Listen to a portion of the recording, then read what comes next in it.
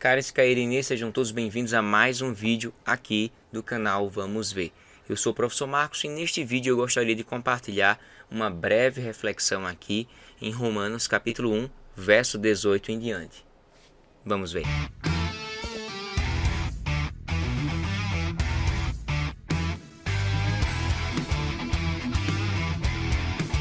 É um enorme prazer ter você aqui no nosso canal. Desde já eu agradeço imensamente por você estar aqui no nosso canal.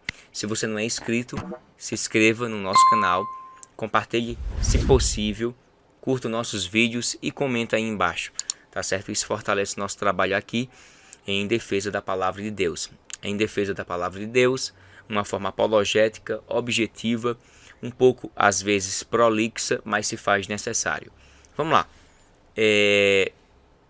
O verso 18, né? Capítulo 1, verso 18 de Romanos, diz o seguinte: a ira de Deus se revela do céu contra toda impiedade e perversão dos homens, que detêm a verdade pela injustiça. Portanto, o que de Deus se pode conhecer é manifesto entre eles, porque Deus lhes manifestou.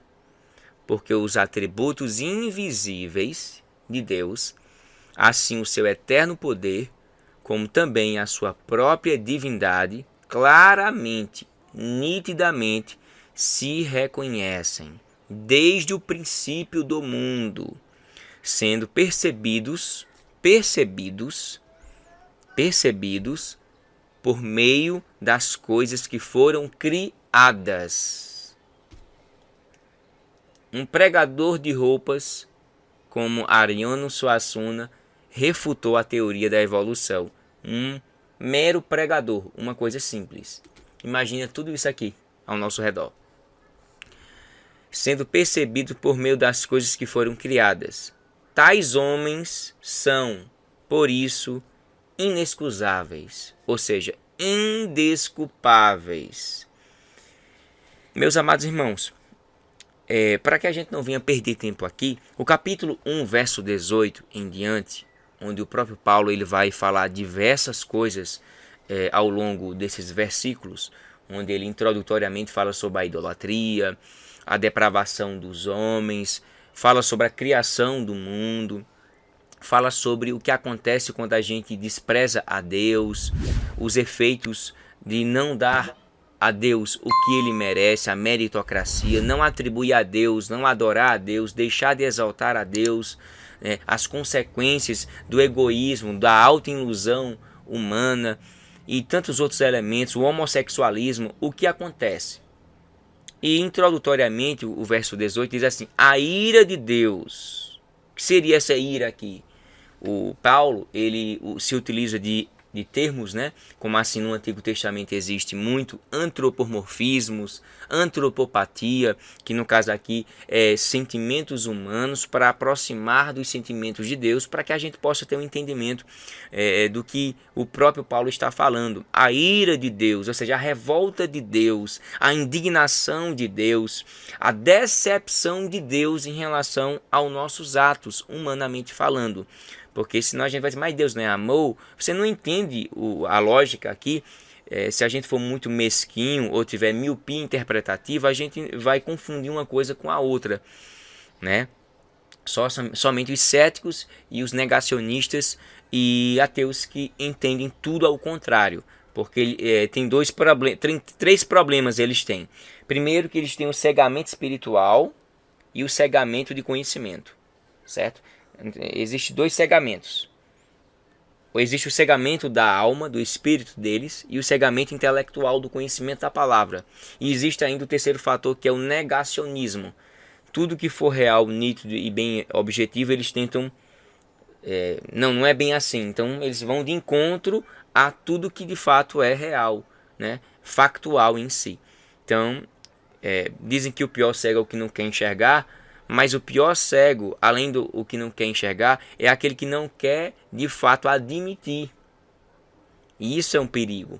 É o negacionismo. Existe o conivente, existe o omisso. Nesse caso é o negacionista. Ele percebe as coisas, mas ele não dá crédito.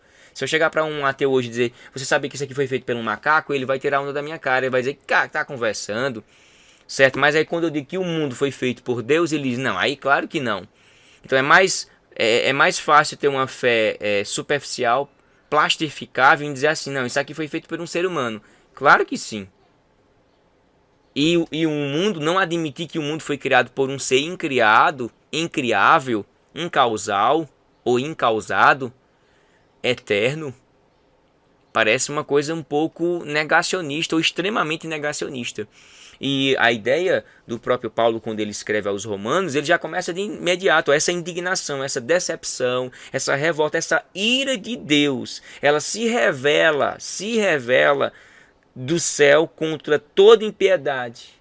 Quais foram os atos de indignação de Deus para a humanidade? A gente já vê aí no Jardim do Éden. Eles foram expulsos. Depois nós vemos a consequência do pecado. Nós conseguimos ver o dilúvio.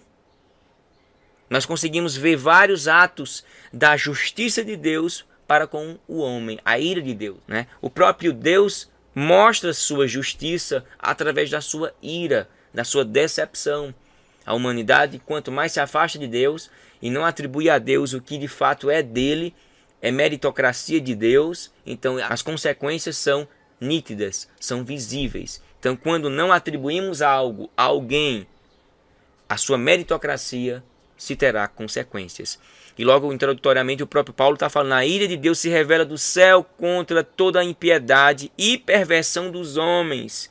Olha só, perversão, a impiedade dos homens. Então, do céu nós podemos ver a justiça de Deus agindo aqui na terra. Desde o momento da expulsão de Adão e Eva do paraíso, do jardim, no Éden, desde o momento do dilúvio, que foi universal, e tantas outras coisas que vêm acontecendo até os dias presentes. É a própria ira de Deus marcando presença. A indignação de Deus para com o ser humano, que não estão nem aí para Deus. E detalhe, e ele está fazendo isso diante daqueles que detêm a verdade pela injustiça. Eles estão destruindo, tentando a todo custo destruir a verdade, ou as verdades principais da palavra de Deus. Muita gente está preocupada, por quê? Porque não querem dar crédito a Deus. São agentes diabólicos, agentes do mal, gente que quer tirar a tua salvação, quer destruir tua vida, teu casamento, teu lar, tua mente. Se eles controlam tua mente, eles controlarão a tua vida, o teu planejamento todo, o teu amanhã estará na mão deles. Porque se eles controlarem a tua mente, infelizmente, a tua vida estará nas mãos desses homens perversos que estão detendo, destruindo, tentando de toda forma fazer com que eu e você não venhamos crer na palavra de Deus. E eu tenho um recado aqui para te dizer, te orientar. Satanás, nos últimos dias, nesses últimos tempos, vai fazer como ele fez em Mateus capítulo 4. O quê? Vai se utilizar da Bíblia para afastar crente da igreja. Registre isso aí na sua agenda, na sua alma, na sua mente. Ele vai usar isso. Vai usar com tudo que ele pode. Vai usar instrumentos dele aqui na terra, que já são dele e que já são entregues a eles. Então eles vão se utilizar da mesma forma que o próprio Satanás se utilizou da Bíblia para tentar Jesus no deserto. Ele vai tentar. Ele vai tirar muita gente, isso é um fato, vai acontecer. Mas somente aqueles que estiverem olhando para Jesus, que tem a confirmação do Espírito Santo na sua vida, é que vão ficar firmes e fortes, conforme Mateus 7, 21 em diante. Então você abra seu olho, abra o olho da sua família. Satanás vai se utilizar de homens perversos nesses últimos tempos, se utilizando da Bíblia, de forma falaciosa, de forma tendenciosa, de forma negativa, diabólica, para te afastar, nos afastar de Deus, da verdade. Vão deter a verdade por meio da injustiça. É uma forma injusta É como eu chegar aqui, pegar e dizer, Deus se arrependeu. E eu dizer, ó, tá vendo? Deus se arrependeu, tá vendo? O seu Deus é um Deus fraquinho, um Deus precipitado, um Deus infantil, moleque, porque ele se arrepende. E você que não tem um conhecimento, ou alguém que não tenha conhecimento da palavra, vai olhar e dizer, gente, e Deus se arrepende. Aí a pessoa vai começar a pegar recortes da palavra de Deus, para te iludir todo aquele. E muita gente que não tem conhecimento, não tem contato, não tem uma leitura diária da palavra de Deus, não tem ninguém para instruí-lo, não tem escola dominical, não tem de fato, participa de grupos de estudo da palavra do Senhor, essas pessoas serão fisgadas por Satanás. E depois pode ser, ou poderá ser tarde demais. Então muita gente está detendo e vai deter com força através da palavra de Deus e tirar muita gente do caminho de Deus, o caminho da verdade. Deter a verdade pela injustiça. E quando se fala em injustiça aqui, há um leque de elementos que nós podemos entender. Não atribuir o que de fato deveria ser a alguém. Se eu digo que Deus não é o Criador, eu estou descredibilizando o meu Criador. Eu estou negativando, eu estou detendo a primeira verdade de que o mundo teve um início e de que teve um Criador. Eu estou negando tanto Deus como a criação. Então eu estou pecando, eu estou errando, eu estou detendo a verdade por meio da injustiça. A falta de crédito, eu não atribuir, não dar algo a alguém merecido, de meritocracia, isso é injustiça. E muita gente está fazendo isso, infelizmente. Agentes de Satanás, principalmente aqui em todo o canal do YouTube. Que Deus tenha misericórdia de muita gente, que esse vídeo possa alcançar o coração, a mente de muita gente, que você faça esse papel de evangelização e envie esse vídeo para as pessoas serem de fato alimentadas, né? Blindar a sua fé, blindar a sua alma, o seu espírito, o seu corpo de forma geral, a sua vida, blindar a sua casa, blindar sobretudo a sua fé, a fé da sua família. Porquanto o que de Deus se pode conhecer é manifesto entre eles, porque Deus lhes manifestou. Porque os atributos invisíveis de Deus, assim o seu eterno poder, como também a sua própria divindade, claramente, nitidamente se reconhecem desde o princípio do mundo. Desde o princípio do mundo. Se o mundo teve princípio, ele teve um começo. Se ele teve um começo, ele não é eterno. Se ele não é eterno, alguém o antecede. Se alguém o antecede, só pode ser alguém incausado que causou todas as coisas. Ou seja, um Deus Criador. Então, nós cremos nesse Deus. Não precisa de fé para crer em Deus. Isso mesmo. Não precisa. Precisa apenas de ter consciência e olhos para contemplar o cosmo, contemplar tudo que foi feito. A fé é um complemento para nos direcionar a nossa confiança, nossa esperança em Deus. Mas a fé é fundamental. A fé é o firme fundamento das coisas que se esperam e a prova das coisas que não se vê. Porque é necessário que todo aquele que se aproxima de Deus creia que ele existe e que é galardoador dos que o buscam. Ou seja, eu, quando for me aproximar de Deus e eu tiver fé, confiança nele, credibilidade nele, Deus se agrada. Mas se eu me aproximar, querer me aproximar de Deus, duvidando dele, desacreditando dele, questionando ele, isso não é de fato ter fé. Certo? Porque é necessário ter fé. Eu tenho fé. O que é ter fé? Fé não é apenas acreditar que Deus existe. É até a confiança. É uma fé prática, não é uma fé teórica em palavras abstratas. A confiança, a credibilidade, a entrega total em um ser eterno. Isso é ter fé. Eu creio profundamente ali, ó. Eu creio nele, na existência. Então, quando o primeiro passo que um ateu deveria fazer diante de Deus é depositar a sua fé. Mas a sua fé está neutralizada por N motivos, N razões e circunstâncias que a gente possa desenvolver uma ferida chamada ferida da alma. E um dia vocês vão entender aqui no canal quando eu falo que é a ferida. Um dia, aguardem. Então, nós temos que ter muito cuidado. Deus está sendo, entre aspas, não lhe atribuído o que lhe é de fato pertencente. Muitos céticos, ateus, negacionistas têm feito isso, infelizmente. Porque os atributos de Deus nós podemos ver aí, é só ter uma consciência, ter olhos. é ter consciência. Eu não precisaria em si de fé para crer em Deus, apenas de consciência e de olhos para contemplar e dizer, realmente é impossível. Isso tudo que está aqui, até mesmo um pregador de roupas, teve que ter alguém para o fazer, para o criar. E por que é tão difícil crer em Deus? Por causa dos nossos pecados, por causa da nossa irredutibilidade, por causa da nossa descrença, por causa da nossa falta de conhecimento suficiente, por falta da libertação do Espírito. Você pode ter até o conhecimento, mas se não for liberto espiritualmente, infelizmente você vai estar como Maria vai com as outras. Uma coisa é você ter dúvidas, outra coisa é você duvidar. E quando a pessoa começa a duvidar, ela já está no segundo nível de ceticismo, materialismo, sobretudo negacionismo, ateísmo puro. Enquanto eu tenho dúvidas, tudo bem, procura alguém para sanar sua dúvida. Não vá procurar alguém para destruir e alimentar essa dúvida. Ah, eu tenho dúvida que Deus se arrependeu. Ah, Deus não sei o quê. Então procura aqui no canal da gente. Deus se arrependeu. Eu tenho 2 ou 3 vídeos publicados falando. Se você não entender de figura de linguagem, então você vai infelizmente cair em falácias textuais pela falta de conhecimento da palavra de Deus.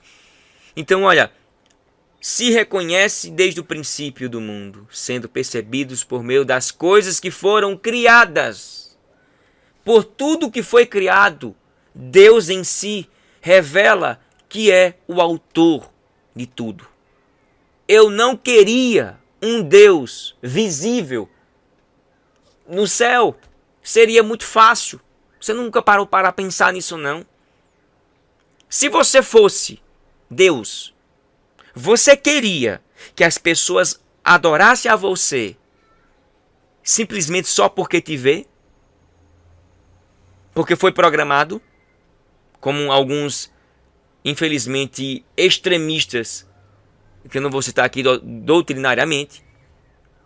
Você queria ser visível, 100% visível lá no alto, e todo mundo te vendo com a facilidade, dizer assim, ah, Deus está ali, tudo bom, eu estou vendo, eu creio em ti, Senhor. Claro, está vendo. Está muito fácil. Está muito lógico. Está muito visível. Imagina a gente se acostumar com Deus todo dia.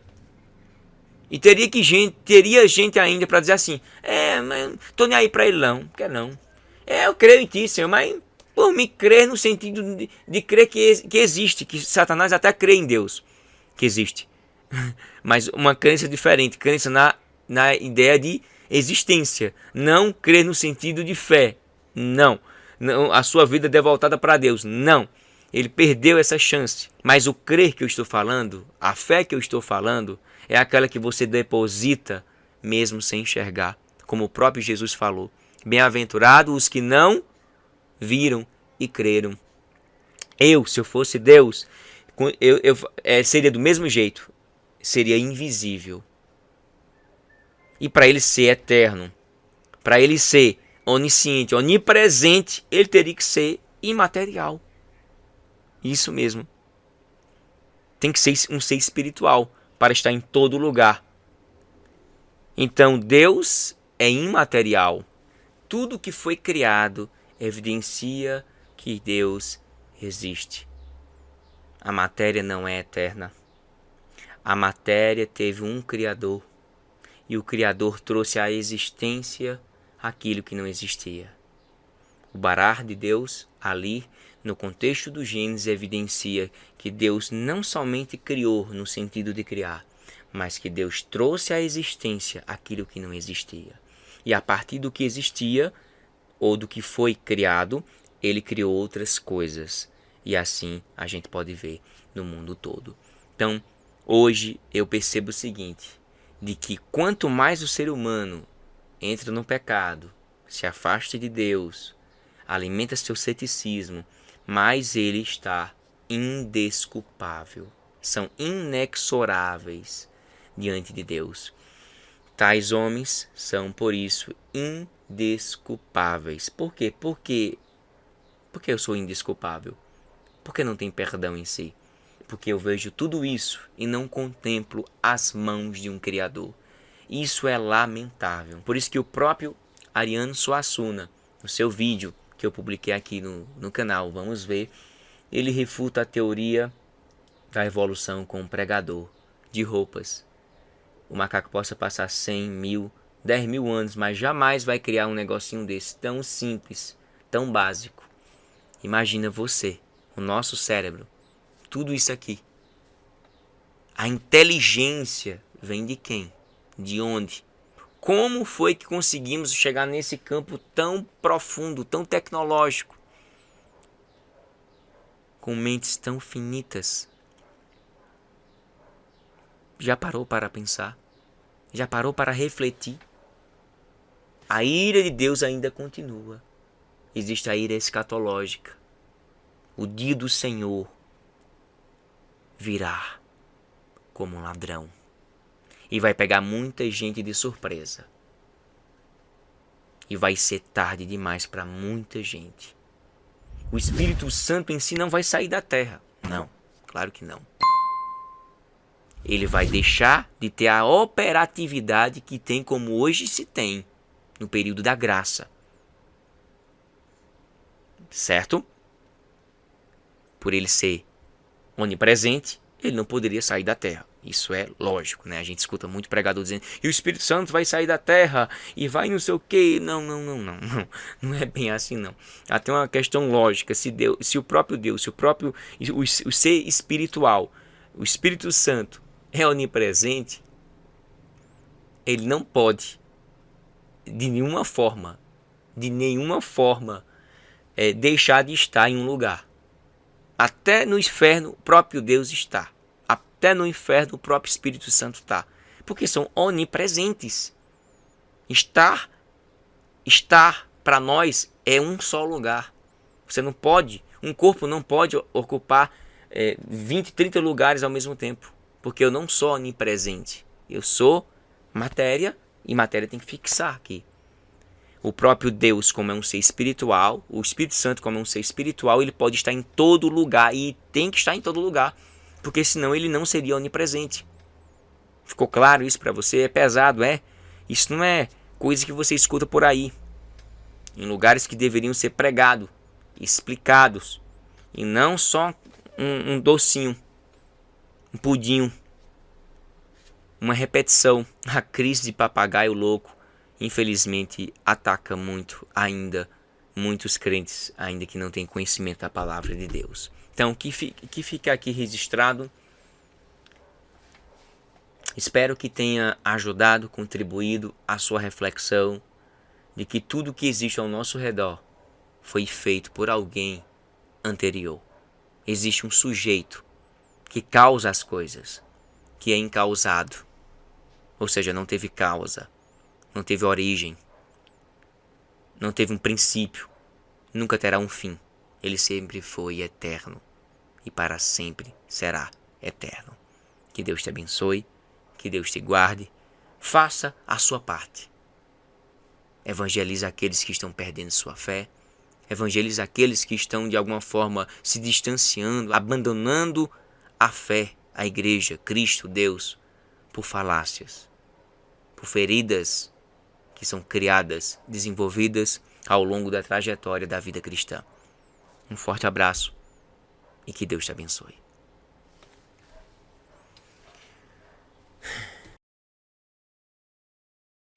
Uma simples coisa como isso poderia levar um ateu justo a crer em Deus. Uma coisa simples dessa. Um pendrive desse. Um negocinho desse. Ó, bem bonitinho. Tem tantas coisas para refutar a teoria da evolução. Um cartão de crédito. Um cartão de crédito.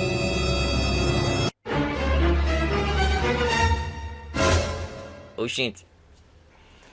Tá fazendo o que aqui?